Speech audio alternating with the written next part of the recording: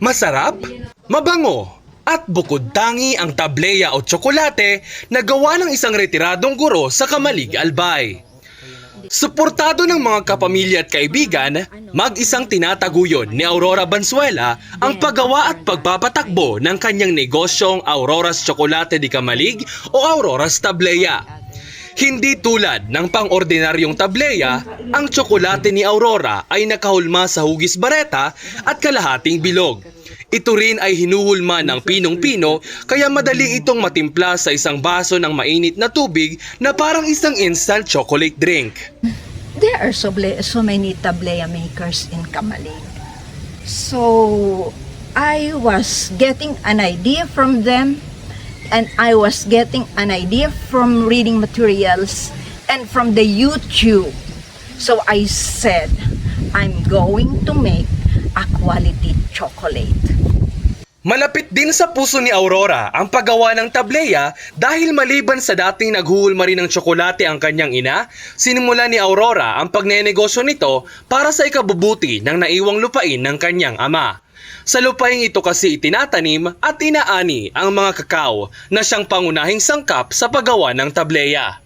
This piece of land where we are in is my father's property. He was then the late Apolinario Vivar Sr. That's why we call this farm Kipolin Farm.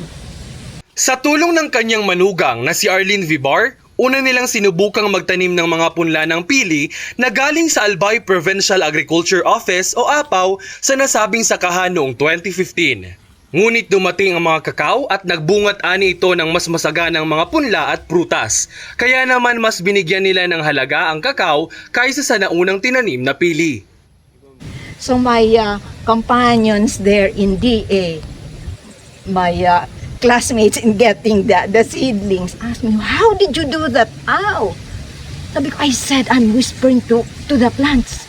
You have to bear your flowers at once or else I cannot sustain your expense. Mula sa tamang paraan ng pagtatanim hanggang sa pangunahing paraan ng paggawa ng tableya, natutunan ni Aurora na gawing produktibo ang nasabing sakahan mula sa mga turo ng APAW. Sa bahay lamang nila ginagawa ang buong proseso ng pagtitimpla at paghuhulma ng tableya. Samot-sari naman ang mga nagagawang tableya ni Aurora. Merong tableya na pang champurado, may sweetened 85% purong kakao, 70%, 60% at abay, merong ding chili flavored. Nagkakahalaga naman mula 100 pesos hanggang 120 pesos ang nagagawang produkto. Sa ngayon, hindi pa handa si Aurora magpatayo ng pisikal na tindahan. Maaari lamang makabili ng kanyang mga produkto sa personal na pagmemensahe sa kanya. My buyers largely comes from just the family, relatives, especially those who are out of Kamalig. When they come home, they will go back with my tableyas and chocolate bar. Sila support din, relatives and my friends, students, former students. Kasama si Regina Juneda, Loris Balitaon para sa Bicol.ph.